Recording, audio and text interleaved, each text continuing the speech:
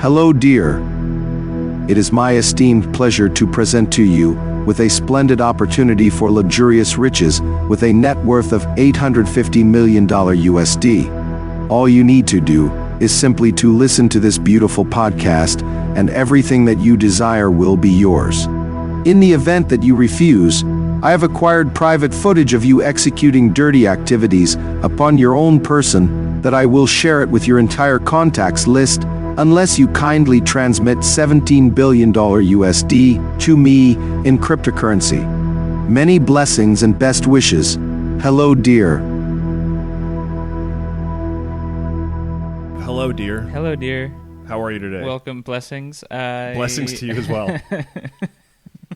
What else did they say? Other abundance. I wish. Welcome, riches of Babylon. So this is for anyone who's confused. This is in reference to when spammers and scammers send you emails. Mm-hmm. They're often from foreign countries, and their English is highly formal. So they'll go, "Hello, dear. I would like to present to you an abundant opportunity for business with a net worth of $200 million USD." That's right. They like enticing you with like the net worth or like how much they're worth. And they always say USD. Yeah. And then this is just random, but I've noticed that they put the dollar. Normally in American, you'll put the dollar sign before the number. Mm-hmm. They put it after. Yeah, putting it after is so funny. I agree. That is. Yeah. So anyway, I really enjoy that, and I think we should incorporate "Hello, dear" into American colloquial. I agree. I think it's nice. Dialogue. Yeah. Hello. Yeah. So hello, dear. I'm fine. How you doing? Good. We both, or I got fired from a stand-up comedy opportunity today, and you, by extension, did as well because you were supposed to go with me to it. So I guess I'm living in the aftermath of that. True. I fully support your decision. I feel like and yeah, let me set it up a little bit. Yeah. It's raining horribly right now. The roads are flooded. I was supposed to headline a show in Columbia, Pennsylvania, which is about an hour and 45 minutes away from here. I was worried about the safety of driving there. I contacted the booker about that. He gave me an ultimatum and was very rude about it. And then I decided that it wasn't worth it. And then he insulted me in various ways, including saying that I probably believed that the vax worked, which I guess that's fair. I do believe that the vax worked. Yeah. Though I am accurate assessment, I guess. I think in general culture has become more, how do I put it? Liberal mainstream culture has become more understanding of like anti-mask, anti-vax people. Because we all got the vaccine, yeah, and then we still got COVID, right? And still wearing a mask now feels like annoying. Definitely, yeah. So it's interesting. I do think liberal culture kind of teetered back in that direction. In the direction you mean, like? In the direction of skepticism about COVID safety measures. Oh, yeah, where it was true. In the That's beginning, it was like, if you don't think masks work, then you're, like you're like a loony. Yeah, you're a loony and you're like an animal, basically. And then COVID rates in Florida apparently weren't that much worse than in California, and yeah. So that is frustrating to think about, 4 years later. I know. So maybe this guy was right, and maybe. Maybe we should maybe we should have driven on highly flooded highway roads to go bomb in Columbia, Pennsylvania. But anyway, so I'm sitting in the aftermath of that, kind of thinking about my decision. But overall, I feel pretty relieved that I don't have to go. I feel relieved too, and I might as well tell you this now. I've been messaging him privately in the in between time, saying I disagree with all your choices. Okay, good. Yeah, maybe you'll fill in. Yeah, and I'd like to headline. Yeah, but I'll give you a ride. No. So anyway, I'm doing all right. I'm very happy to be here with you. This is nice. Yeah, this is nice. I'm happy to be here too. I'm glad. And we should more. It's more than just raining. It's like heavy duty, severe rain, storm, wind, flooding. Oh, absolutely. Yeah, So, it is like dangerous to drive. Driving here. That's what I mean. I drove through multiple like large puddles that felt pretty fucked up to go through. So I know. I mean, I think just this guy's attitude. I don't know if there's any. He was ready to fight. Yeah, I don't know if there's anything that he would be accepting of. You know what I mean? Like, okay, rain. He's probably like, it's nothing. COVID, nothing to me. Yeah. I would like to see if there is anything that he like that kind of, you know, like post-apocalyptic scenario. He's still putting on shows. Yeah, if there, yeah, right. Yeah. I think he might. Yeah. I think, honestly, dude, it's literally He's like, a little bit of Chernobyl radiation gonna Just, put you off. Dude, it's literally just the purge. Why would you like? Why would you trip about making it to the show on time? How do you think you would do in a purge? I'd be how long do you think you would last? 45 seconds. I'd be finished. Do you think you have any diplomatic skills that would be useful? Yeah, actually, I think that would be perhaps my only saving grace is that like there are folks that I've been nice to that like know that have somewhat combat skills. they're purge adjacent. Yeah, I have people that are like excited for the opportunity if that ever comes up, and they might be like, "Just chill here. I'll protect you." Yeah, I'll see how many people I can kill. If you can like, just go get this stuff. That's or great. Like, yeah, you know what absolutely. I mean. I think I might be able to get away with that. I believe that. You're very likable. I think that's the niche you would fit. Thanks, man. Survival of the friendliest.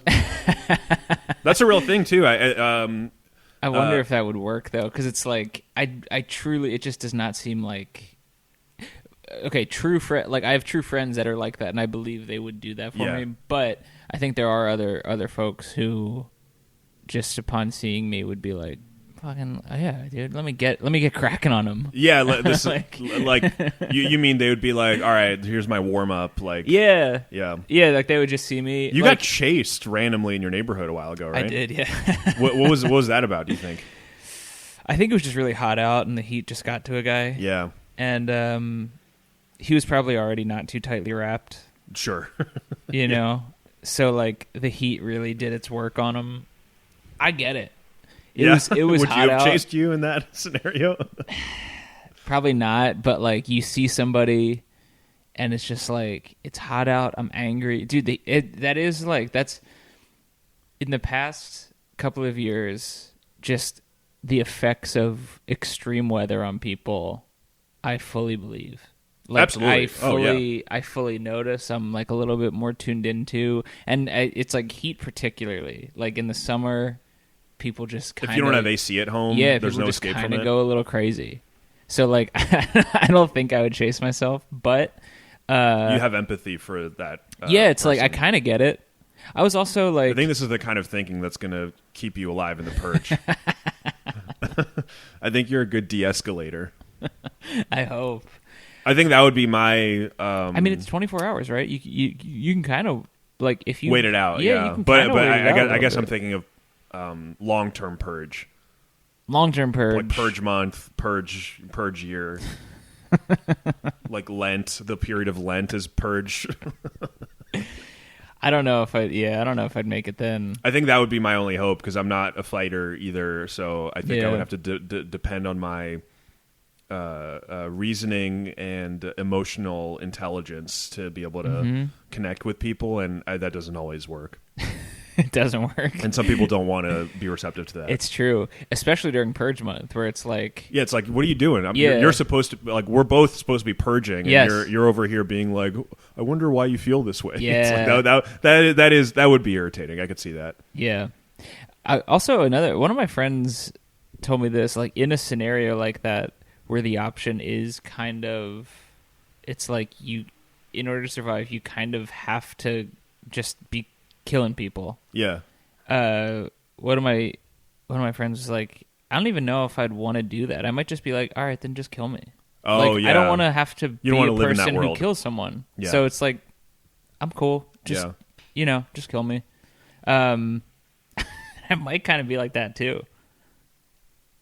If it came to that. It's interesting. Yeah. I think I might just be like, I'll do it myself, so you don't get the satisfaction. I think I'd want to see it out. Yeah. I think out of curiosity, I'd be like, what is this world going to look like? Well, I would for sure like that, but I mean, like, if it ever, like, if a person like tried to engage me into a, oh yeah, and you're like, I'm going to lose this. Then, just be like, especially if they have the sadistic desire to like keep you alive but hurt you. True. Then that wouldn't be fun. Yeah, that feels like that's against purge rules. It should just be because it's like you're supposed to just be killing and causing mayhem. Damn, that's a good question, and I haven't even seen the movie, so I don't know. I guess it's all bets are off. Yeah, because I do think it's like just you have to indulge your antisocial tendencies, so that includes, being like a sicko and keeping someone alive and stuff. Yo, I'd be sending wild DMs on purge. Oh, that's funny. Yeah, like the yo, yeah, they'd probably still be. I mean, obviously, I'd still start with "Hello, dear." Yeah, of course. But I'd just be sending more than I don't send them anyway. But like, I think I'd just be sending. I'd be more publicly horny, I guess. Yeah, sure. I don't think there's anything wrong with being publicly horny. I actually don't mind it either anymore. Like, Hank from Breaking Bad, he had a pretty famous tweet where he meant to search this, but he tweeted sex GIFs. Wait, I didn't see that, but Dean Norris, and I believe he kept it up. He didn't delete the tweet, so it's just like Dean Norris sex GIFs. That's my favorite. That's great, and I'm happy. I think it's like I think that was public horniness without a particular target, which was fine. I think if Dean Norris was tweeting at whatever Anya Taylor-Joy, like, oh my god, you're so beautiful, yes, then that would be like kind of upsetting. But I think it's just if it's like sort of a just sex gifts. He's just looking. He just wants to see. Also, it's also a very funny way to look at porn. Sex gifts. I don't think I've really ever encountered people like. There's a ton of them, so I guess people enjoy them and stuff, but it's just never been like a thing I could get into. It's like there's the full thing. You can find the full thing. Yeah, there's something almost cartoony about. It's like a meme. Yeah, it's like a little that makes you come. Yeah, a little trading card. Yeah. Yeah, you know how in Harry Potter people's pictures like move? Yeah, it's that. So it's like it's like a magical pornographic picture. Yeah, I like that. But yeah, I'm never like. There is just like plenty of porn on Twitter though, which is kind of. Yeah, more now. Well, this actually, I wanted to bring this up later, but I think this is a good time for it. I think the reason I love Hello Dear is it harkens back to a more kind of formal and genteel style of spam, because now this is the pussy and bio era, where it's all just there's no writing, it's no in your face, yeah. True. And I kind of there is like that human touch of like sir or madam. Mm-hmm. Someone did type this at some point. Someone who probably went to like a good university in Nairobi or something. Mm-hmm. And that's such a sick scam. Yeah. I still get those emails. It's such a throwback. That's nice. I don't think I get any Hello Dear emails, but I haven't had one in a while. I mean, I used to get a bunch. Well, you got to check your spam more often because the stuff gets deleted every 30 days, so. Oh, true. Yeah, so they're just sitting there in your inbox without you realizing. Maybe I have GIFs to check in on. Yeah. Oh, the one too is this is a different one, but it's I have a video of you masturbating. Oh, I've gotten that one. Yeah, if you don't send me cryptocurrency, I'm going to send it to your entire contacts list. Yeah. That's a good one. That is a good one. That's like scary. It is, yeah. It works like... I bet that works. It's such a funny... It's just a really funny threat. Yeah, I'm going to send a video. It hinges on the shame that people have about masturbation, so it's psychologically very astute, I guess, or there's something kind of deep about it. I know. There's like I like it for how sinister it is. But that one feels Russian. I think you're right. Yeah. Yeah, that one feels because like... the tone is like, haha, you thought I wouldn't. It's yes. very like you've walked into my little trap. Yeah, it's not like we can work together as long as you give me 200 million USD $. That's awesome. Oh, so and pussy in bio, what nationality do you think that is? Whoa. That feels Russian too, or Eastern European. Yeah, it does. Bot farm. But it does. But I wonder if there was a person who did pussy in bio, like a human who just did it first, like just like a cam, like a OnlyFans person. Yeah. And then it became, or if it's always. But I always see it. In that weird like combination. Bless you. Excuse me. The combination like emoticon and text. Yeah, I think because feels, they're trying to evade filters. Which feels fake, and I'm sure it is. But that's a good point. It probably is. If it is human, it probably is Eastern Euro. Yeah. Have you ever followed the bio link for pussy? I'm not at that stage yet. But maybe, yeah. I haven't done it because it scares me. I don't want to get. I don't want to see what's on the other side. True, because I guess it might be a pussy in which case. But well, I think at this point it probably is a scam. Yeah. But I think at first it probably was the pussy. Like I think it was. Yeah, I mean it'd be like an OnlyFans. I think it's just something. An OnlyFans. Yeah. But I haven't either. It's still pretty new. It's like a month old, isn't it? Yeah, it really popped off like coronavirus. It suddenly it appeared and it was everywhere. Pussy and bio. Yeah. There's no vaccine for it, and if there was, it wouldn't work. Let's get to the first thing on our agenda. Yeah. Which is, what did you eat this week? Okay. Yesterday and today, actually, I had a buffalo chicken wrap from Wawa. Today I paired that with a banana and a Hershey's chocolate bar. Yesterday I paired that with mac and cheese and a Hershey's chocolate bar. Yo, did you have the wrap twice? I had the wrap last night and I had it today. Wow. Yeah. And this might be kind of a sicko move, but when I go to Wawa, I actually don't order from the computer anymore because I feel stressed out by the choices. Sure, I get it. So I just go for the pre-made refrigerator. The pre-made stuff is good. It is good. People don't really. And I just gobble it, and it's satisfying. Those wraps are good, and when I ate meat, pause. When I continue, fast forward. Yo, hold on, just a quick interjection. Yeah, Have you seen guys instead of pause now they say no diddy? Oh wow. I saw an interview where a guy goes, I put people that I work with in that position, no diddy. That is amazing. That's a really funny one because that's very. It's like that's deeper than just I'm not gay. It's like I'm not exploiting my employees. Right. That's hilarious, man. Yeah, so it works on both levels. Yeah, I know. It's like it's not just homophobic anymore. Yeah, no. So yeah, I think no diddy's coming. But anyway, when you did eat meat, yeah, the buffalo chicken wrap was a thing I went to. That was the one. They're pretty good. They're good. Yeah.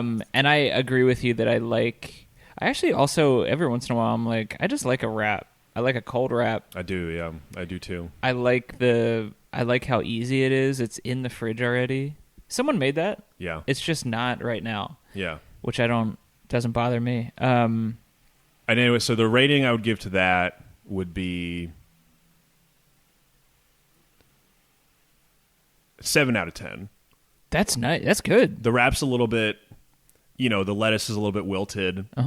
Yeah. It's definitely not like, wow, what a meal I just had. I don't feel like, I don't feel like a gourmand. Sure. After eating that, but the speed, the efficiency. I love going to Wawa. Yes. I just, the atmosphere, the ambiance. You can't beat it. You can't. No, it's very. It's it very truly nostalgic. is. Yeah, it's the one I got it at too is the one where my friend used to work at. So. Oh, nice. That's a nice little. It's on Belmont Avenue. It's right off of the highway, and it has the worst parking lot. It's like impossible to get in and out, and very dangerous. Which gives it kind of an extra thrill to get in there. That is exciting because it's like I earned this. Yeah, it wakes you up a little bit. So I think 7 out of 10. 7 out of 10 is good. Yeah. This is also I like the evolution of there's there's like particular meals from bygone eras that are now like still around and served at places, and they're like, this was food for people who like were workers. Oh, you know what I mean? Tell me more. I'm trying to think of like a particular, like I feel like I can't think of like a specific food, but there was like food for like dock workers and shit. You know what I mean? Oh, like a specific type of recipe. Yeah, there was like that was made that was for workers because it was like easy to make and filling. Yeah, exactly. Yeah, it was like easy to make. It was hearty. It could like last them for a while. I guess like stews are kind of like that. Yeah, like a stew. I'm thinking of like I don't like, know. It's like this was made in the old country because you could make it with like cheap meat and like whatever. Yeah, I'm thinking of like. And maybe this is the namesake is who it's for, but like shepherd's pie or something. Oh, sure. Okay, yeah, that makes sense. Be. So it's like, but I feel like there's more. I feel like Drew. I think like it seems like a hot dog would be for like a worker because it's like easy to eat, quick. Well, it's funny because all the modern equivalent of that is all like processed foods. I know. That are mass produced and covered in plastic and stuff. Yeah. Like the old version of that is like things that now you would see on like a New York Times recipe. I know. That's a good point. It has like looped back around in like this weird, and it becomes kind of like not fancy, but just like more, but it trendy, has more tasteful. Yeah. Maybe in 100 years, there's going to be like a Alison Roman style like buffalo chicken wrap. This is what I was getting to. Yeah. Make your. It's like you make your own plastic covering for it. That's beautiful. I love that. Wow. Yeah, I got to be handwriting down the recipe. I got to be handwriting down like what's on the side. It's like soy lecithin, xanthan gum. Yeah, I think this could be like the current generation's. Like this is what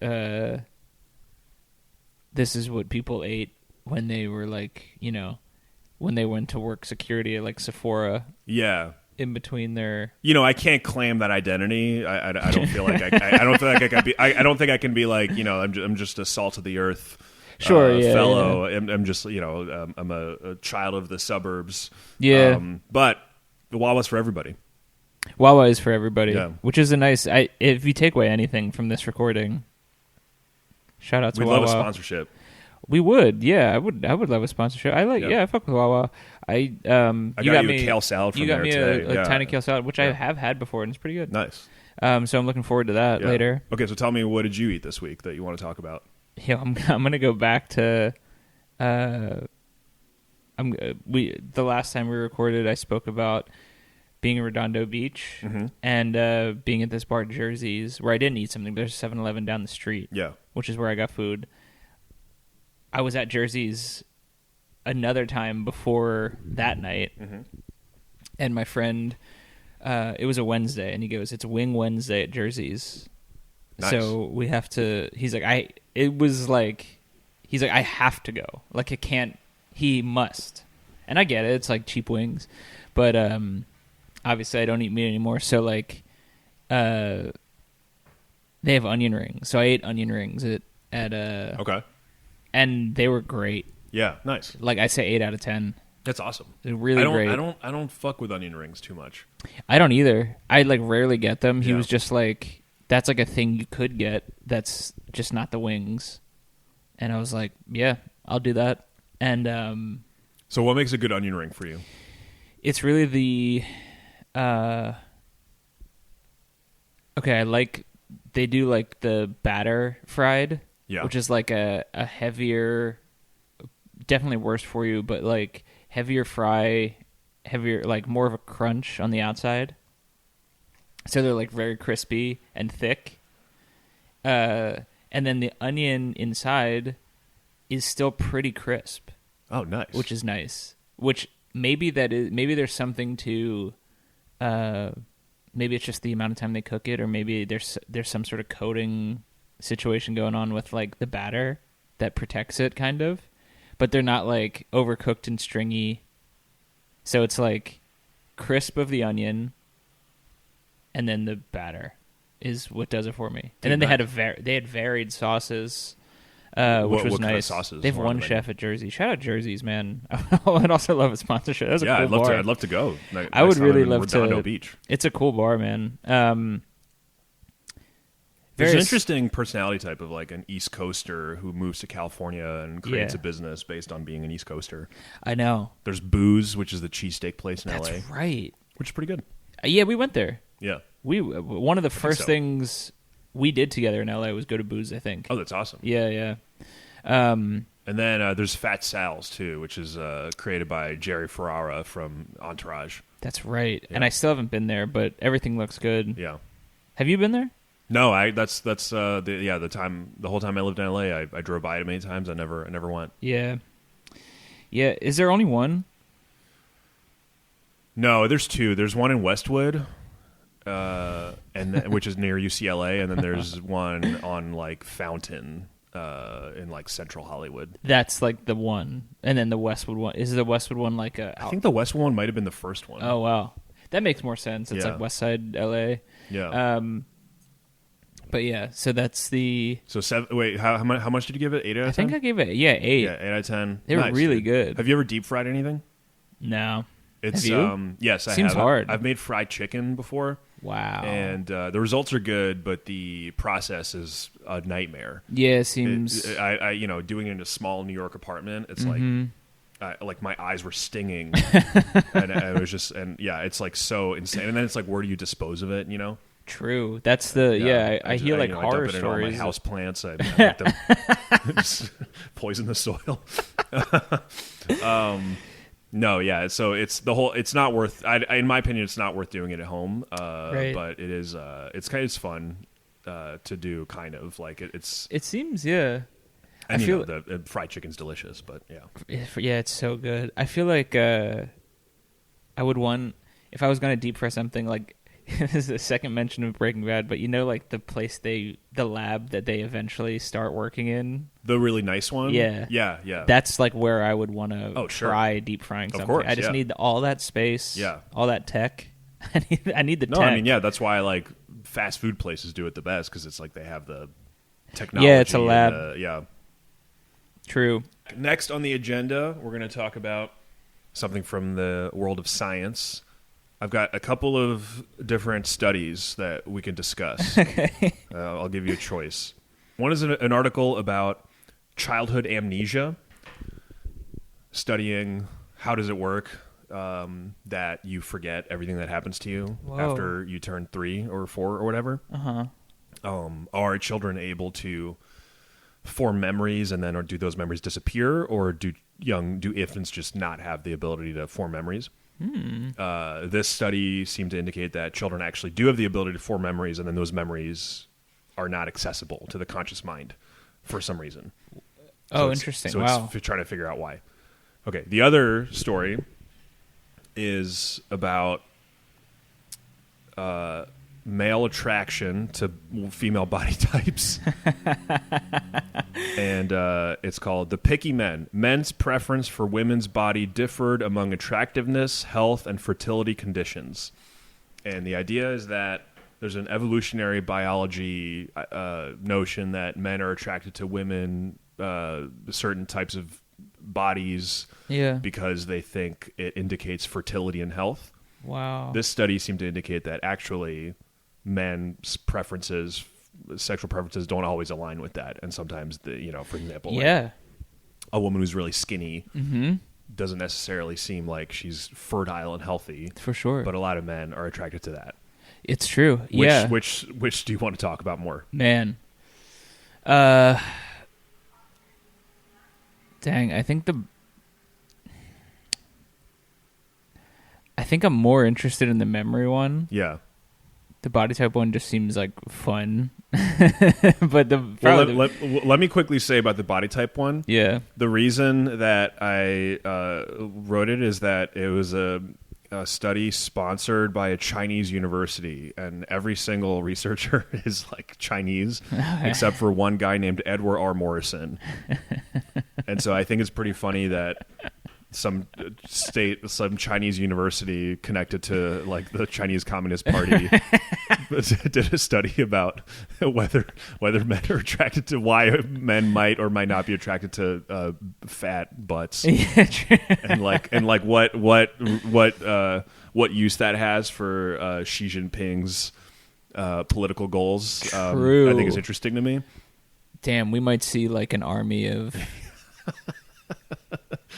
I don't know. Well, I guess they're trying to figure it out. They're trying to figure it out. It's like, do we want a big booty army to confuse them, or So that's very funny. And also, I just love Edward R. Morrison in there among like a bunch of Chinese. researchers. Just one like hostage. Yeah.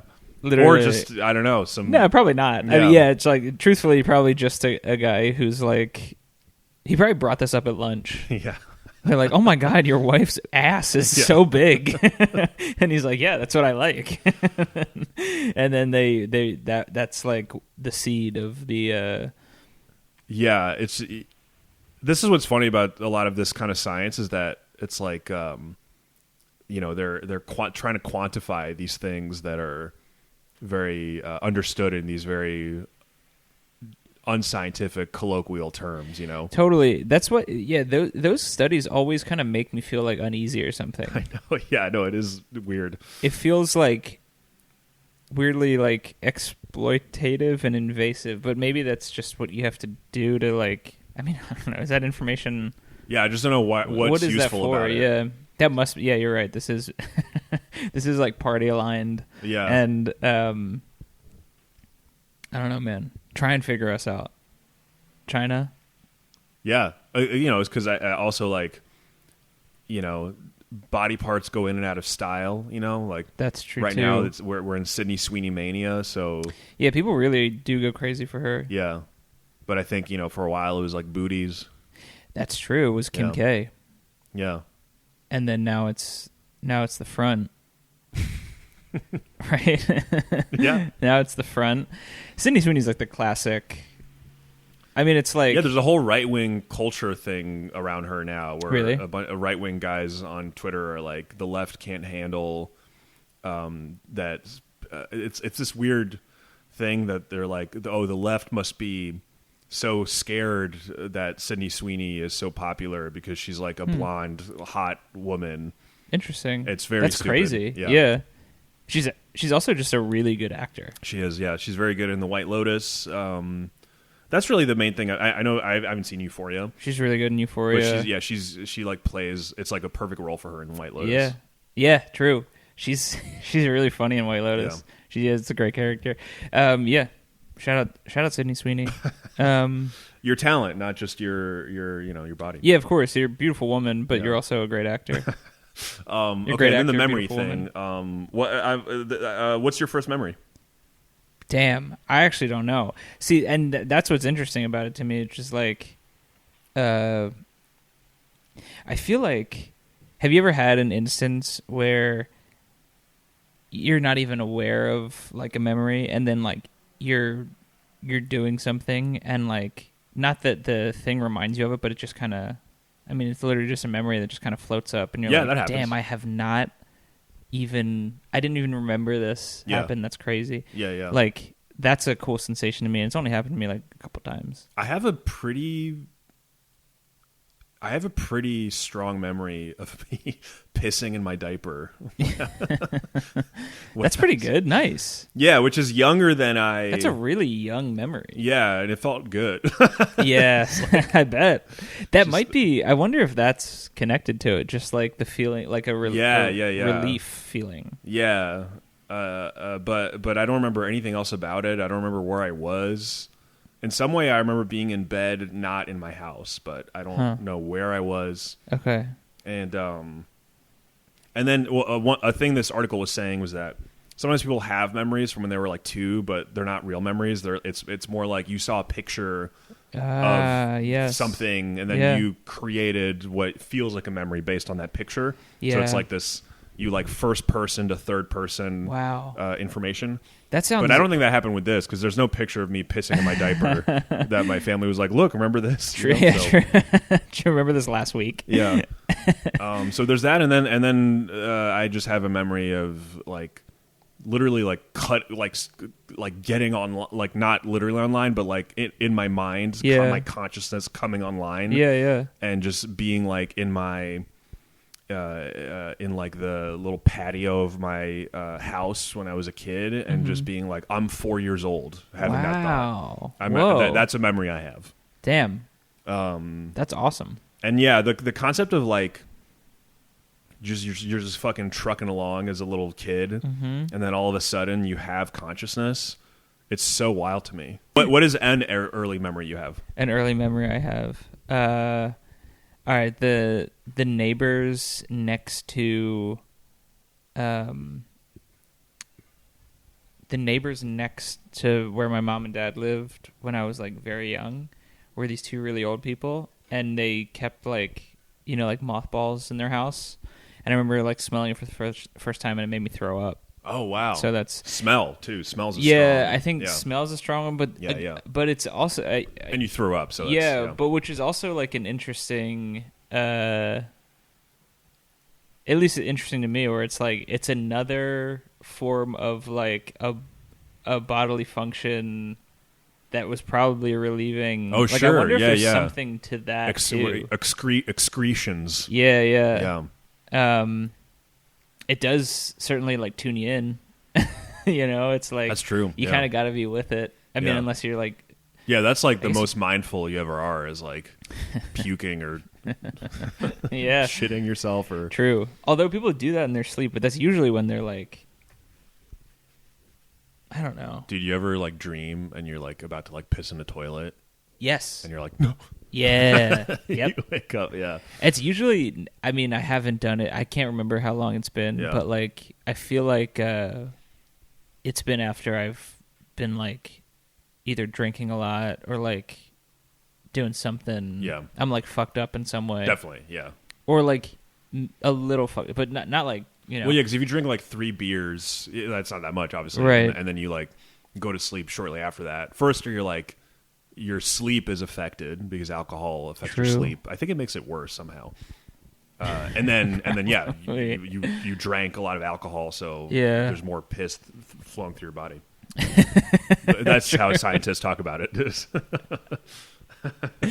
Do you have like dreams a lot? Yeah, I do. Yeah, I dream a good amount. When I haven't smoked weed in a year or almost a year now. When I was smoking constantly, I didn't really dream at all. And then you wouldn't? I didn't. Yeah, I think smoking affects. That's what smoking weed affects your dreams. It like it kind of clouds up your subconscious somehow. I have I dream a good amount. Sometimes random dreams where I'm just kind of processing things I'm thinking about. Sometimes anxiety dreams about stand up. Very shit like that. Okay. What about you? Rarely. I don't know what it is. Damn. I mean, I think it might just be like... Because you don't smoke weed, really. No.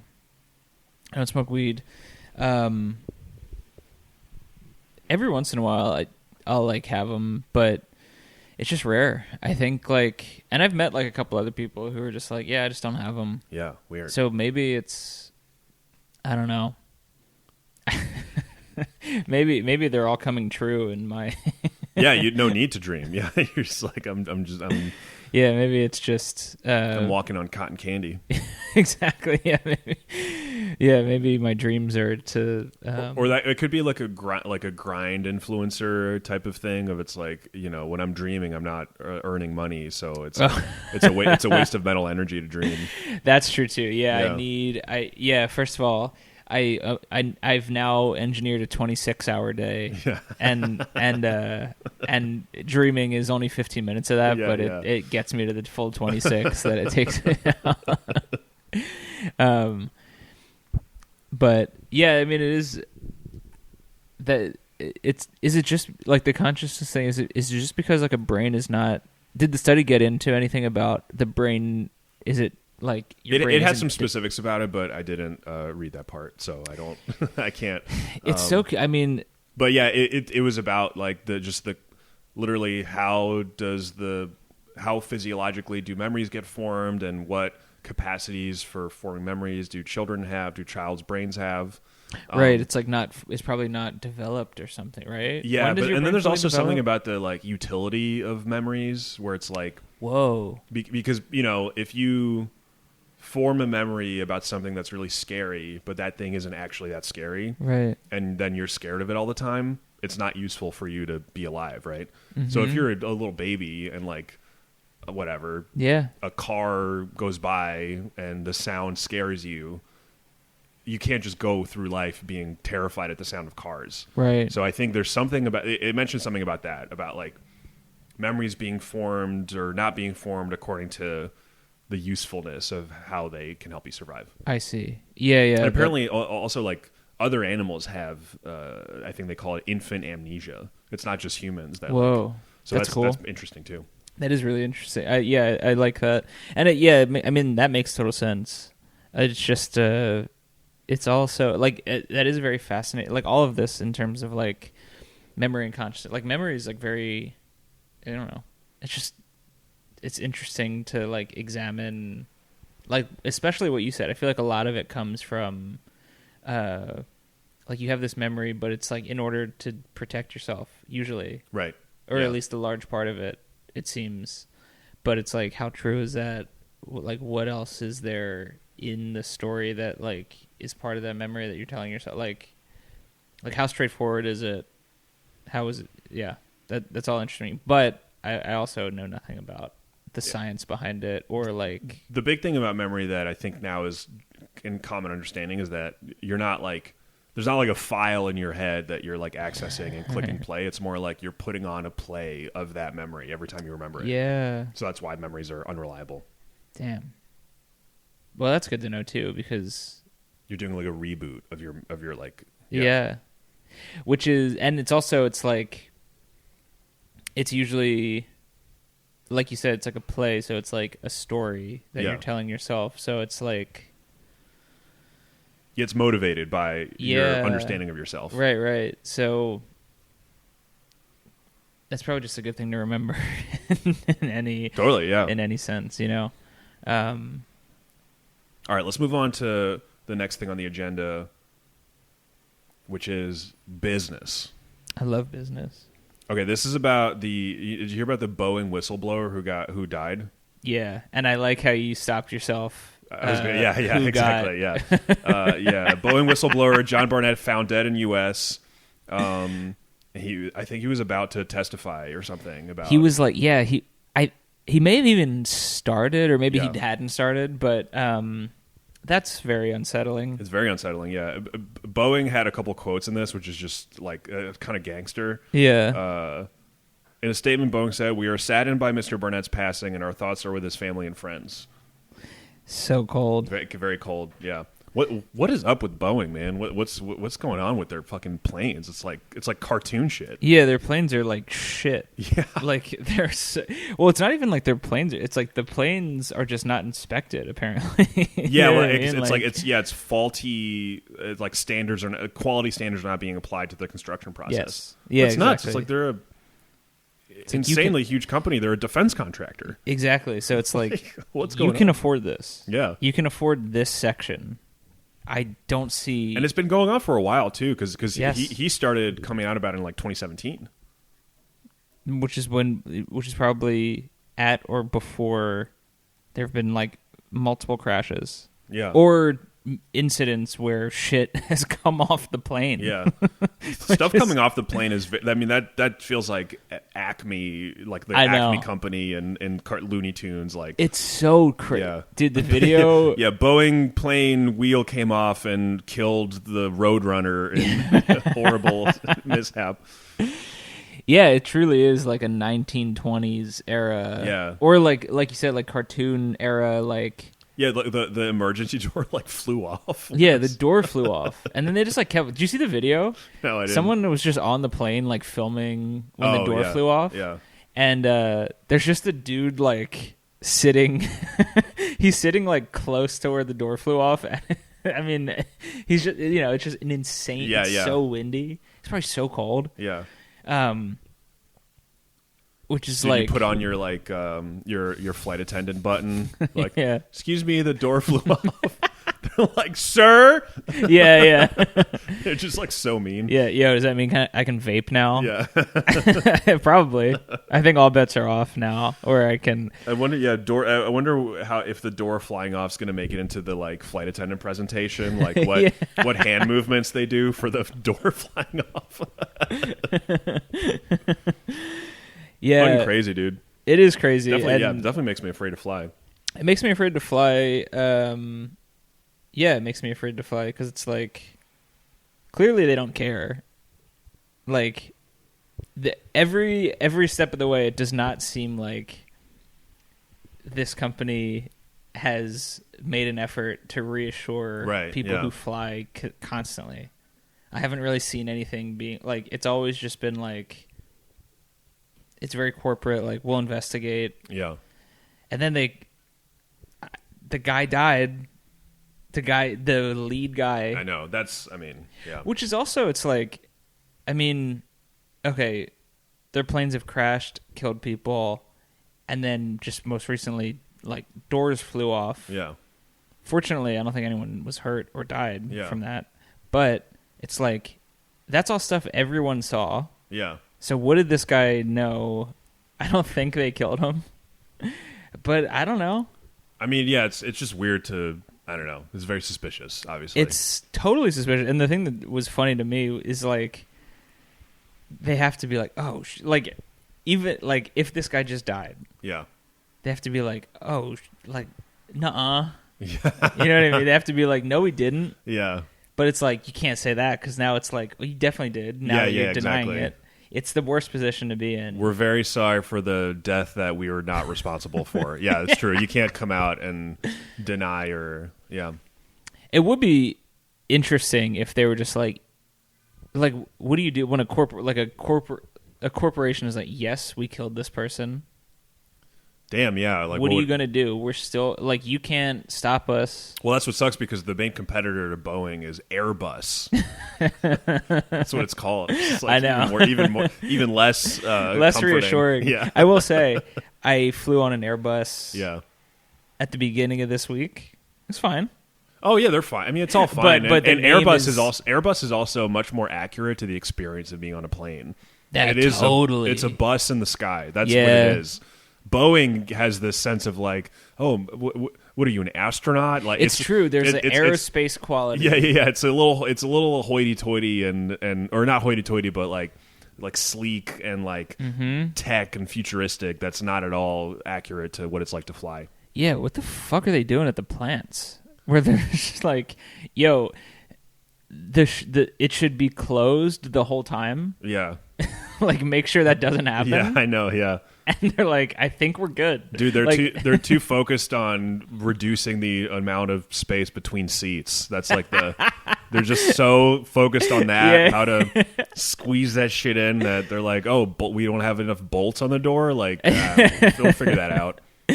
Yeah, that is funny to think of a guy being like, all right, I screwed it all in. Yeah. And then he's like, there's like a couple left, but I think we're good. Yeah. Like, it's like putting together IKEA furniture. Yeah, it's like, all right, I can't find this piece, but I don't know, whatever. It's like, that's probably what the experience is like in the factory. Yeah. Like, what's so special about it? It's like, dude, maybe they'll just make the people in the exit row like, all right, keep the door closed. Like, Yeah, now it's your job. Yeah. Your ticket's $13, but you have to hold the handle the whole time. It's $200 if the door stays on. Yeah, we have a door fee. Yeah, dude, they're buying like every 2-door Toyota hatchback that they can for like R&D for the seat thing, to be like, let's mimic the back seat of like a Camaro from the 90s. Oh, dude, yeah, you have to like move the seat. That's what it is. You have to like move the first class seats forward for everyone to like crawl into the, to the coach. Damn, dude. This is a bit of a tangent, but let me throw this at you. Please. About, flying emits so much poison into the atmosphere, right? It's like a lot of people who, think about climate change and what to do about it and how to, eventually it's like, dude, we might have to stop flying. Yeah. And that's a very interesting, Greta doesn't fly, right? Greta Thunberg, and I've read this novel, Ministry for the Future by Kim Stanley Robinson. He's a sci-fi writer. It's a novel about the climate crisis and the ways that society changes to mitigate it. And one of the things that comes up in it is people flying in like basically blimps come back, like airships. Wow. And it makes it, it's like that would mean it takes like 2 weeks to go to California from the East Coast or whatever. Yeah. But like it makes it, in the book, it's a very utopian kind of idea, but it makes it seems really nice. It's like, does sound kind of nice. I don't know. What do you think about that? What do you think about a future in which it takes like 2 weeks to go to the West Coast and you go in an airship? Personally, I wouldn't mind it. Yeah. But I have a feeling that it'd be really hard to get all of society, all of like Western, that's what I mean, business culture to adapt to that. Exactly. I don't think they would let it. I don't think they would let it happen. Like, can you imagine? Taylor Swift couldn't do even a quarter of the touring that she's doing. Taylor Swift and like, she couldn't. Or maybe only Taylor Swift's allowed to fly. It's like you have to qualify. You have to be. Actually, well, it's now like, okay, that's Rogan, Taylor Swift. Yes. Rogan. Well, if you can sell a certain number of tickets, you're allowed to fly. I actually kind of like that. And it probably would. I wouldn't mind that. It's like, I like both those people just fine. They're massively popular. They got to get to their places for the shows. Yeah. That's okay with me. I think that would create a lot of resentment. It would create a lot of resentment, I guess. But also, I guess you have to be okay with the idea initially. Like, it's going to take a while to get to, it's going to take however long to get to fly across the country, or whatever, or to Europe or something. Yeah, right. I just I listened to an interview with Travis Barker, the drummer from Blink-182, and because he was like years and years ago, he was in a plane crash, and his friend died in it. And since then, he was like, I'm not flying. Yeah. So when he would go on tour with Blink-182, he would literally take a ship to Europe. Whoa. And it would take like however long, But that must have fucked up their touring a lot, right? Yeah, he would just leave early. And he was like, whoa. He would, because then once you got to Europe, you could just take trains everywhere. Oh, sure. Yeah. So he was like able to make it work. And he really he flies now. Yeah. He like got over it. Yeah. But that's cool. Yeah, it's really cool, and it's nice to hear him talk about how he really enjoyed the ship. Like, yeah, no, it sounds nice, and I don't know. There is a sense in which it should take a long time to go like across the country or like a different continent. That should be like a transformative trip. Not just like you like fall asleep and watch like a couple movies and then I agree. It felt. Yeah, literally, because I flew from California to Philly at the beginning of this week, and I was literally thinking that, like, at the end of the day, because I went super early, I got here, like, in the afternoon or something, and then at the end of the day, I was like, that had to, like, fuck with my body or it's something. Weird, yeah. It had to fuck with me somehow. It does, yeah. I mean, I guess that's what jet lag is, right? It's like... Yeah, but there's something just, like, felt weird being, like, I flew all these miles, like, I was just up in the sky. I was, like, up super high. Yeah. It just fuck, yeah, I guess it is jet lag, but... No, I think there's more to it, but yeah, I think, like, that's... it's very strange to wake up in one place and go to sleep in a different place. Yeah, it's that's crazy. Like 3,000 miles away. It's really crazy. Do you think there's ever going to be a possibility of people like, I mean, we can barely do it with cars, but I think there's ever the possibility of like a sustainable form of transport with that short duration? Yeah, I mean, maybe whatever nuclear fusion becomes like widely available or some kind of like sustainable. Right now, I think like a lot of airline companies are saying like, oh, we're going to we're going to be net zero by 2050 or whatever. Yeah, it's so funny. But when they say that, I think a lot of times companies will buy like carbon credits. Mm-hmm. You heard about that? Yeah. It's this weird like scam essentially. It's a scam. Where it's like you just buy. I read a whole article about it, and I can't even remember how it works, but it's like you just buy something. You like pay a company to plant trees. Yes. And if they plant enough trees, that offsets the damage you're doing to the environment. It's a very like Ponzi scheme like idea. Fully. It's like, that's not going to work. Yeah. That's not, it's like... It's like the financialization of sustainable yeah, it truly sustainability is. movement. And I think ultimately it's probably just for a break on the company's taxes. I think that's totally. like, Yeah. I think that's mostly the appeal. And then you can like say that as like a sales tactic. Right. Yeah. Greenwashing, they call it. Yeah, greenwashing. Yeah. But yeah, Boeing might have killed that guy. They might have. Conclude, they really might have killed him. I don't mean to like, but it's just like the more I think about it, I don't know.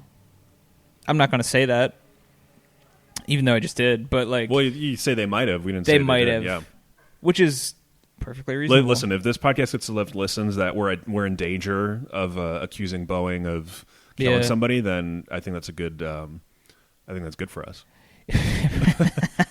That'd be a good if we get like a cease and desist. That'd be that's also interesting is just like somebody who like works from home for like Boeing corporate and they like find out about that. Damn. They're like, yo. Did we Fahim Anwar worked for Boeing before he became a comedian. Yeah. True. I kind of want him to speak out about it. Yeah. I mean, I don't think he has a take really, but I'm just Yeah, he also true, and it's not like Boeing did it. I would love to know. That guy must have like notes or something. Yeah, totally. I mean, I feel like once you're a whistleblower, you're probably like kind of on the ball about like having stuff to back up. What do you think of the term whistleblower for someone who exposes corporate malfeasance? Do you think it's a cool word, or do you think it's kind of corny? I kind of like it. Yeah. It sounds there's like a coldness to it. There's like a corporate kind of something to it.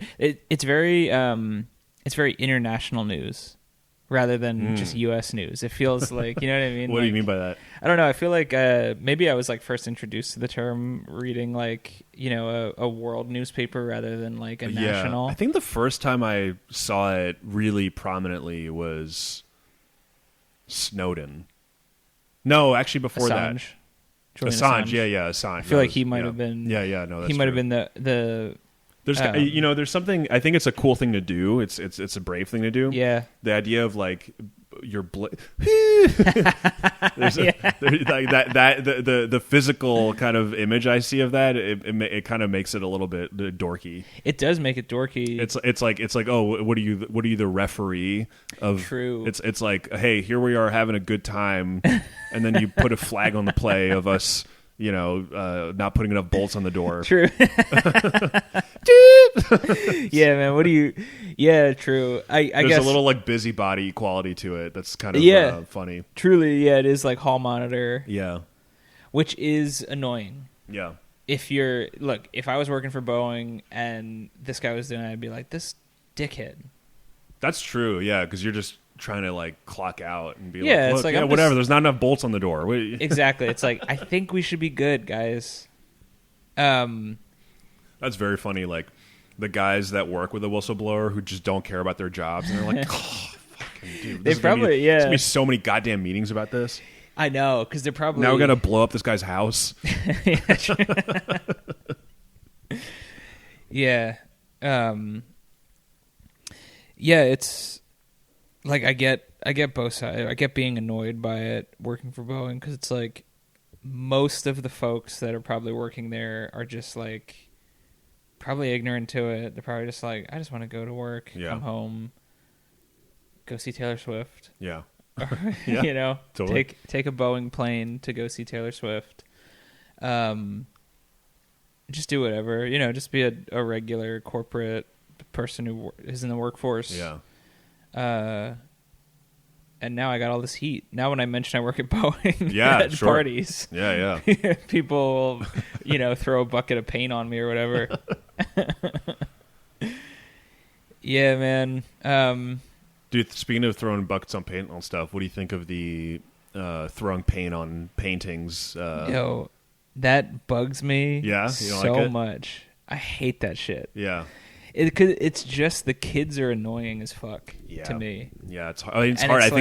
I think that's. I think being an activist is annoying. That's part of it. I know. Activism is annoying. You are annoying people out of their stupor. True. And complacency. Yeah. To make them. This is the idea behind it. I think is to open their eyes to something that's going on. Yeah, and I get it. But I hear you. I agree. No, it's like, and I'm on their side, kind of, because it's like, I think I'm with all the stuff that they're trying to alert us to, or people to, or just everyone. But, and I guess, what's the thing behind like going to a museum is like that a lot of museums are like paid for by money that it benefits from. Yes, I think the first one they threw paint on Van Gogh's sunflowers or something like that. And I think some of the idea was like, I think that's part of it. You know, this museum is, you know, whatever, being paid for with dirty money, and the other one is like, we are going to live in a world where there are no more sunflowers, kind of something like that. Okay. Interesting. It's just annoying that it's like you don't have to destroy or try or you know, ruin. It's like what is that painting is behind glass, by the way, which is good. Yeah. I think most of them are that they attack, but I do think that I don't like. Yeah, and it's like you're only making things worse, in my opinion. And it's hard because you know it's weird. It's like. It's annoying, and so people then discredit the movement that it's, you know, giving voice to. Well, that's but also true too. But then it's like, if you just go about advocating for, you know, advocating about the climate crisis in more polite ways, nobody pays attention, and that's where like the, you know, carbon offsetting. It's really true. It's really like the worst. It's a terrible scenario because it's like when you do that, people are like, well, fuck your message. Yeah. Whatever you're doing. Right. This is the fuck, dude. I was just trying or there's the thing where people will slash tires of like SUVs and like put like a you know, fold a piece of paper under the windshield wiper, and it's like, you know, your car is a, you know, climate offender, and that's like, I mean, that the person who that happens to is going to buy like 3 more SUVs out of like contempt. After that. Fully. Yeah, that's super annoying. I just don't like it. But it's like that book I read, The Ministry for the Future. One of the things, and the guy who wrote it is a big like kind of sensible liberal guy. Uh-huh. So, but he did have a whole plot line where like a terrorist group like shoots down a plane, and then everybody is so afraid to fly after that flight eventually becomes like, non-existent. So he kind of makes room for the possibility that like terrorism would help, which is like a disturbing thing to think about. Yeah, it is because, well, yeah, I know.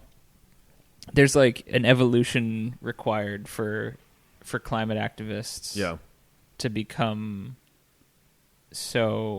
like violent, essentially. Yeah, to be like, let's shoot this shit down. Have you seen How to Blow Up a Pipeline? No. You know what I'm talking about? I've heard of it. It's just a thriller movie about a bunch of activists that blow up a pipeline. It's good. There was one activist during like the BLM like riots and shit in Portland, I think. and people are like, that dude shot a cop. That's what they say.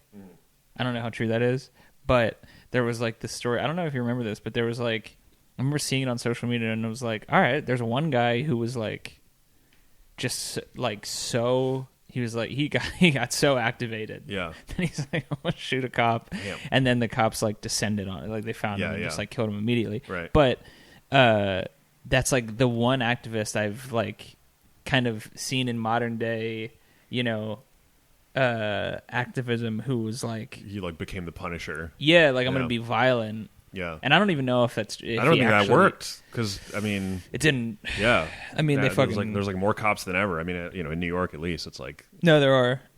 There's more cops than ever. Yeah. There's more cop training facilities like on the way. Yeah. In Philly, right. I think, or Pennsylvania somewhere. And then obviously Atlanta has like the big cop Georgia. city thing. Yeah. I think they're trying to do it here too. Oh, wow. I just don't know where. Yeah. But some, you know. That would be a funny amusement park. Yo, did you see? I forget where I saw this. I forget what kind of amusement park ride this is, but it might be something related to the Beatles, like an amusement park ride for the Beatles, but it's being installed in Saudi Arabia, which is just a funny. There's something entertaining about Saudi Arabia becoming like a essentially amusement park for adults destination. Yeah, wow. Well, you hear about that city they're building in Saudi Arabia? That's like, the line. Yeah, it's fucking crazy. It's crazy, and that's some wild. I mean, they've already killed multiple people. Yeah. Oh, in terms, it's just like people that are like native to that area. Yeah. That they're making moves. Oh, okay. And they're just like, fuck it. Yeah. You got to go. We got to build a Beatles amusement park here. I am very now with sympathy to the people who die. Yeah. In the making of this, I'm very interested to see this like stores that get put into the line. Oh, they're gonna be so nice. I know they're gonna be awesome. Yeah. Which will be like Hudson Yards times a million. My dad played volleyball when he was younger, and he like almost became a pro. Whoa! His friend did become a professional volleyball player, ended up being like a coach.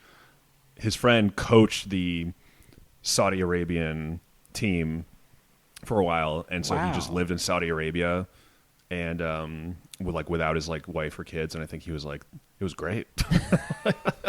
Just hanging out with dudes. Yeah, I guess that's true. Focusing on the craft. Probably was. No, I think he probably got bored after a while. It's like, I'm sure it gets kind of boring, but like for a couple seasons, it's probably really fun. It's probably it's probably. But it's got. I mean, it's like, I would be so scared to have a job, and I don't know. Especially, I wonder how like Cristiano Ronaldo feels there. True. I mean, they're probably treating him like amazing. Yeah, he's probably like right under royalty. Yeah, because he's just. Yeah, he probably loves it. Well, who knows? But I feel like he probably loves it. Superstar. Maybe if you're just like a pro sports player or something. Yeah. Probably feel pretty good. But it's like, can you drink? Like, can you party? I don't think so. Or like, do they just look the other way? And they're like, that's a good question. I actually don't know, because it does seem like they probably are just like look the other way, but it's like tied in with like religion. So it's like I wonder how. I feel like they're probably strict about that. Drinking. You might be able to do other stuff.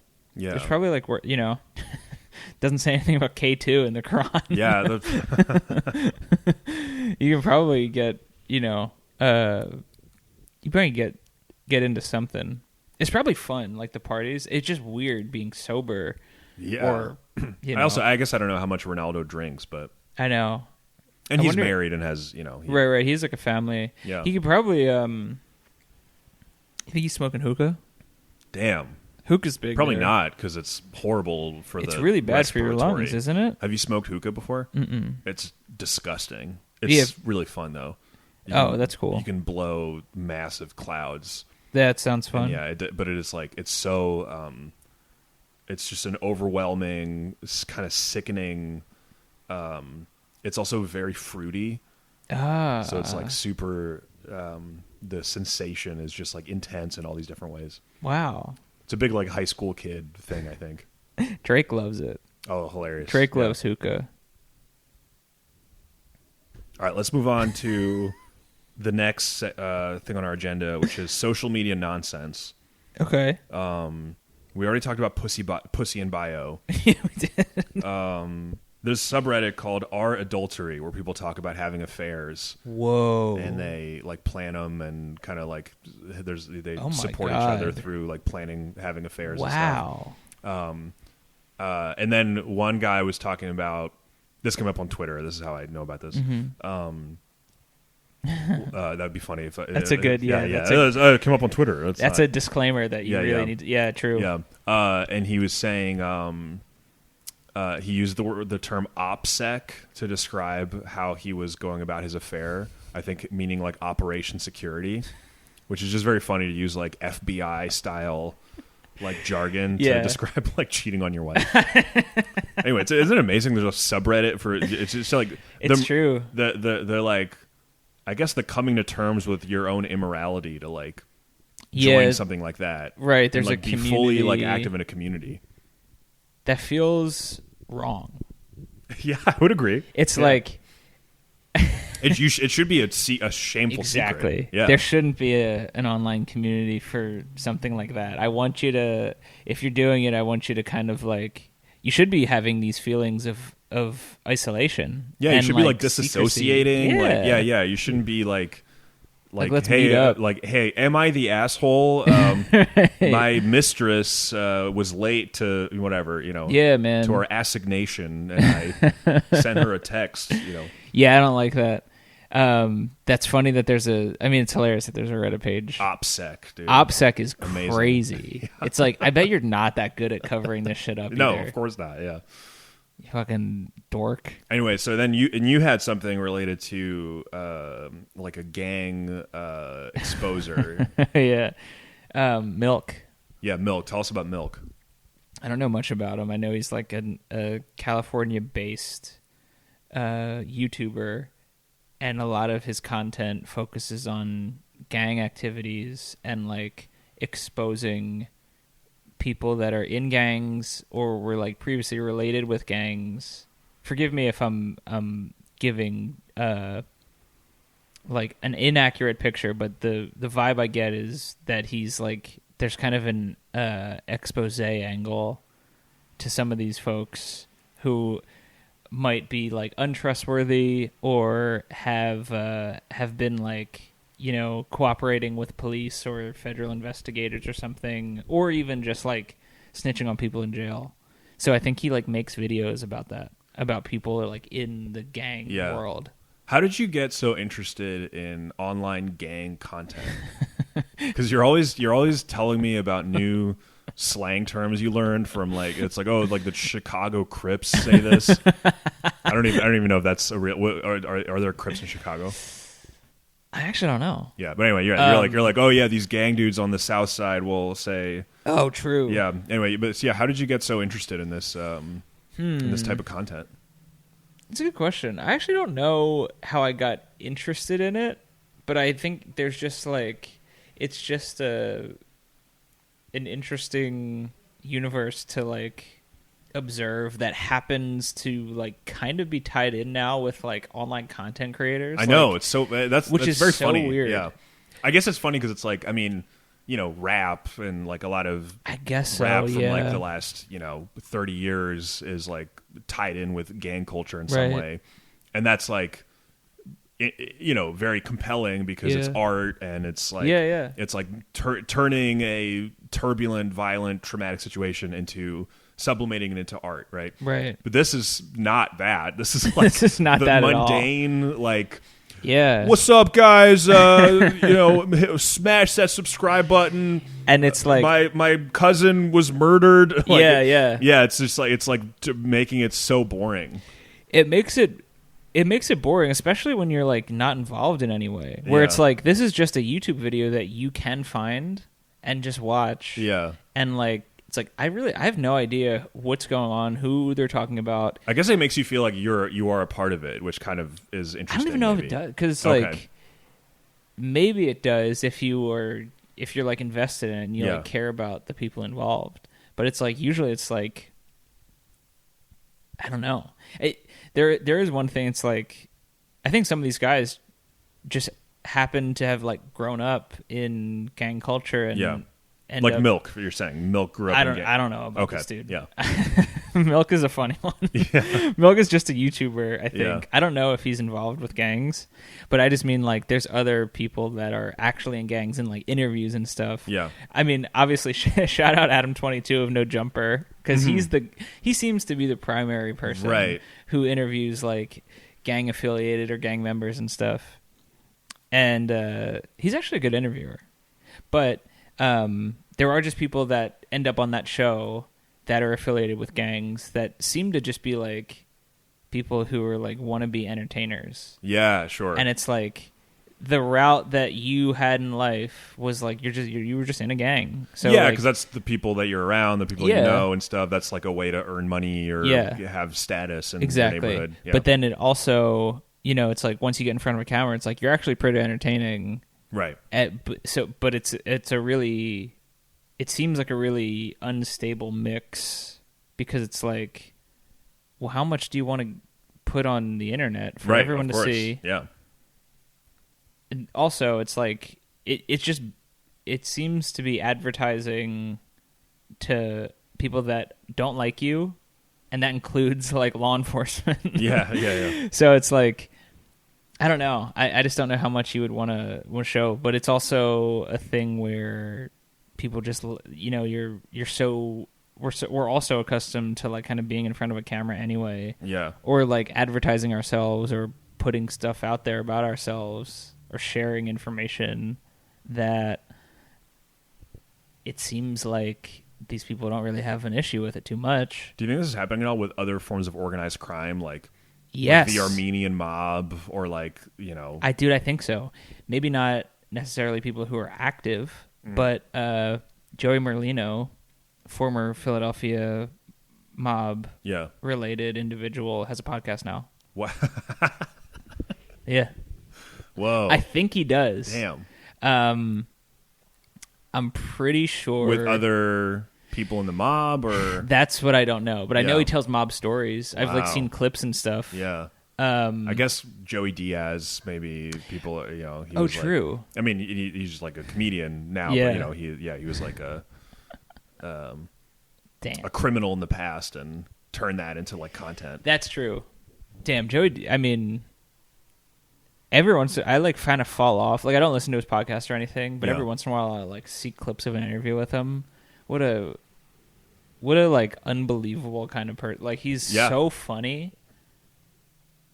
And he's really unique in terms of just like how he is funny and how he like, I don't know, because he's a very like bold, kind of aggressive like man who's like, he's like a bulldog. But then he's also he has a sensitive side. He has a sensitive side, but then he also like, you wouldn't expect like a really bulldog kind of dude to have like a kind of like alternative style of just like the jokes he like makes and stuff. He has like really unique references, and I mean that's what's interesting about a lot of comedians is that they're very like boorish, tough people, but but essentially they're making art. Yeah, good point. So there is like a vulnerability and sensitivity to that. Yeah. No, and may I? Yeah, please. This is okay. So it's called The Skinny with Joey Merlino. Okay. And I think Skinny is in reference to, I think they called him Skinny Joey when he was in the mob. Oh, got it. I mean, you know, there's like The Sopranos is all about, you know, these criminals who are coming up in like a post Goodfellas, post Godfather. They're like very like suffused and with like media about mob culture. Like a running thing is Steven Van Zant's character, what's his name? Silvio. Silvio doing like a horrible Al Pacino impression, and like do it again. That's right. And then Christopher makes like the movie that's right. So that's like a big part of that show. Yeah. And so I do think like that's really that was like that was really like prescient of them to kind of like be mindful of that and like kind of include it in the show. Yeah, turning crime into content. Yeah. I wonder if there's any like underground podcast that are just about mob business that just the mob like has Whoa, access to. yeah, sure. I mean, it's almost like a trade publication. Yeah. Probably, yeah. And it might be kind of neat. It's like we got, it's like the link up between like, like an East Coast comic, LA comic kind of thing. And it has like a name, like a funny name. The other thing is I feel like they're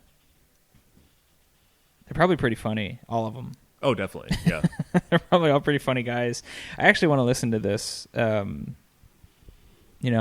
Philadelphian. Yeah, sure. Shout out. Support the support. Arts. Yeah, support to him. I'm happy he has something. It would be interesting to listen to. I just don't know anything about it, but I've just like seen it advertised. Yeah. I wonder if he has sponsors. That would be awesome. Yeah. Boar's Head. It's I mean, be it should be on brand. Should be, yeah.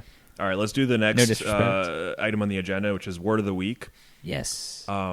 This is, have you ever heard anyone say this? Doing the needful. This is Indian business English. They'll be like, please do the needful and send me the document by this afternoon. It's adjacent to Hello Dear. Yeah, do the needful. But do the needful. needful. It's so like I really like it. It's so inconvenient. Yeah. But yeah. Maybe I have heard it once. I think I might have told you about it before, but I just wanted to shout it out.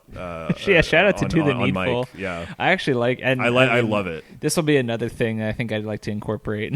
Me too. Yeah, it's in my needful, lexicon. and needful has there's a kind of beautiful quality to it that it's nicer than necessary.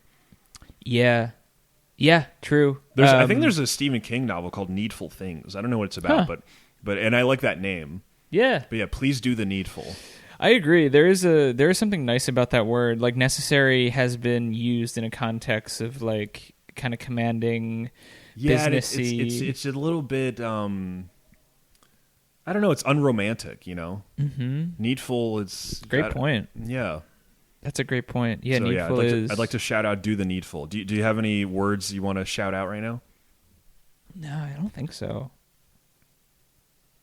All right, let's move on to the next item, which is we're going to read a poem. Yeah. So last time we talked about poetry, you mentioned a poet named Robinson Jeffers. Yeah. And I found a short poem by him that cool. I figured I'd read that I really like. Nice. Okay. This is called Joy. Though joy is better than sorrow, joy is not great. Peace is great, strength is great. Not for joy the stars burn, not for joy the vulture spreads her gray sails on the air over the mountain. Not for joy the worn mountain stands, while years like water trench his long sides. I am neither mountain nor bird nor star, and I seek joy, the weakness of your breed. Yet at length quietness will cover those wistful eyes. Beautiful. It's pretty good, right? So great. Yeah. And by the way, when he says, I am neither mountain nor bird nor star, and I seek joy, those are in quotes. Ah. So he's like quoting someone else, I guess, like contradicting what he's saying. Whoa. Awesome. Yeah, I love this. So cool. Yeah, I guess he's like a big naturalist. Yeah. Because all the other poems I was looking at he is. kind of talk about like the majesty and terror of like a mountain and yeah, fully. I think that's why he like lived in Carmel, like away from everything and all that. But yeah, that's amazing. And also just like a nice I'm trying to think of a nice assessment of like, human experience being like, this is unnecessary and like not great, but it's something that we look for and like it's nice to have. And but it doesn't. But it's not great. That's a very interesting concept. I don't know if I agree with it. Yeah, peace is great, strength is great, not joy though. Yeah, it's it's like great to who? It's like it's almost as if he's like speaking from the perspective of the things that he really admires and considers great, like a mountain. Yeah. But it's like, because I guess a mountain doesn't feel joy, right? But to a human, like you kind of create the meaning yourself of your experience, and it's like, if you feel what you consider joy, it's like it's an achievement. It's pretty extraordinary. Yeah, like feeling joy with your friends or your loved ones. So yeah, it's ejaculating. It's I don't know. Sometimes you ejaculate, you don't feel joy. It's like pleasure, but then it's like yeah. But yeah, I don't know. It's just a really it's a strong stance to take. It's somewhat it's a very austere idea. Yes, that the vibe seek joy is almost like frivolous. Yeah, the vibe I get from him is very austere and kind of has like a little bit of a disdain for humanity. Yeah, I mean, not for joy the worn mountain stands while years like water trench his long sides. It's exactly. It doesn't sound very fun to be a mountain. No, it's... I know. Yeah. And the mountain has no subjectivity. Right. The mountain is not thinking, I'm a mountain. Exactly. It's just, just kind of there, like, emitting whatever. Yeah. Joyless. It's interesting. It's like, I don't know very much about his life, but I agree with you that the stance is like austere and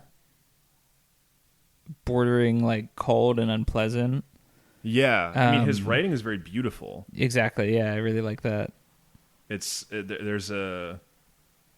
So it's not, he's not writing like, this is the poem with the simplest language that I found. Mm-hmm. Everything else he writes tends to be a little bit more, not quite flowery, I suppose, but very, very lyrical, very rich and dense. Mm-hmm. So he clearly exerts energy into making his writing something like, not fun exactly, but something worthwhile to dig through. For sure. There's a lot of like material there to kind of say. I feel like if he was like really austere, his language would be totally unadorned. Yeah. It'd be like Hemingway or something. That's true. That's a good point. So he clearly is like in touch with the human side of being like, like expressing himself. Yeah, there's more. I can write more than what is necessary. Yes, yeah, he's interested in the musicality of language. Yeah. Really interesting. I mean, it's great. Thanks for looking up his poem. Yeah, he's yeah, no, thank you for mentioning him. He's great. I'm going to read more of his stuff. Of course, yeah. I feel like, I don't think I have it with me, but I used to have a book of his poems that I really loved, and I have it somewhere. It's just not here, but if I find it, I'll give it to you. And I'll mention on air what the book is called. It's just a collection of his poems. But sweet. Yeah. All right. Last section, miscellaneous. Okay. Do you ever call someone and you go, "Hey, is Alyssa there?" Mm-hmm. And Alyssa's on the phone and she goes, "Yes, this is she." Yes. I don't like that. I don't like this is she or this is he. Yeah, I don't like it either. Yeah. Whoever did that and kind of forced us to be like, this is the proper use of... Yeah, I hate it. Fuck that, dude. Why am I narrating this one section? You know what I mean? It's like, the thought I keep having, it's like, who are you, the Queen of Switzerland? It's so formal. It's so... Yeah. But then I was thinking it is interesting because I think it's hard to... It's like a weird indirect way of announcing your identity. Yeah. It's like, this is her, she is me. Like it's very confusing. I know. And it's weird to be, but I guess it'd be weird to be like, that's me. That's very like sitcom. I know it is. Yeah. Yeah. It puts you in it's a me. I know. Well, it's kind of the whole like process, even before, like even asking if Alyssa is there is sort of like antiquated because it was like from an era of when you called somebody. That's true. That was at an address where there were probably other people. There's a telephone. Yeah. So now it's like you call people and it's like, this should just be your number. Should be you. Yeah. So, so like by asking, but you still feel the need to. Well, like, I think it's when you call a business that's usually calling when a business. Yeah. I mean, it's me. Would you ever, if someone called asking for Pedro, would you ever do the thing where you're like, yeah, give me a minute, Let me get them. And then you just like chill for a sec, and then you get back on the I phone. like that. That's nice. Collect my thoughts. Yeah, Get ready to present myself. Yeah. I don't think I've ever said this is he. I think this is the other one. Speaking. Speaking is another it's also one. bad. It's bad. There's no good. So yeah. I think there's something fundamentally uncomfortable about having to assert that you are in fact who you are. Yeah, true. So that's why we come up with all these weird formalisms around it. That's a good point. Yeah. Yeah. Yeah. True. Be all existential, like, is Pedro there? I don't know. True. What is there? Yeah. It's like I've been feeling off today, but Yeah. I can. What do you need? Yeah, I might be able to get it. I'll for try you. to collect myself. Yeah. So that was on my mind. Is there anything else you want to bring up? Any grievances or any questions or concerns?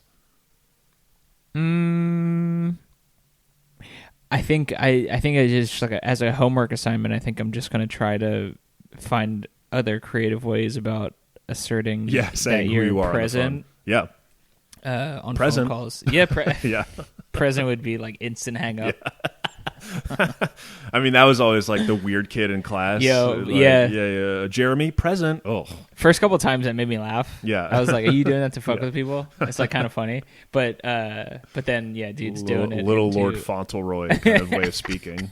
Yeah. Yeah, that's all. I think I'm just gonna try to. Hopefully, people call me looking for me that don't know me. Yeah. And I'll have practice. Yeah. No, I hope. I mean, yeah. Or maybe I'll just call places looking for people. Yeah, and see how they respond. Yeah. All right. Well, I think we can wrap it up there. Charles, thank you for your time and your wisdom. Thank you for thanks for organizing this. Oh, of course. Yeah. Hello, dear. Hello, dear. Hello, dear. Kind thanks for listening to our splendid podcast and bequeathing your attention to our lucrative enterprise. If you enjoyed what you heard, please do the needful and transmit the relevant information to all of your personal and professional contacts as soon as possible, or I shall be forced to unfold your private banking details to all interested parties. Don't hesitate to contact us if you have any questions or concerns. Wishing you many miracles and luxuries. Hello, dear.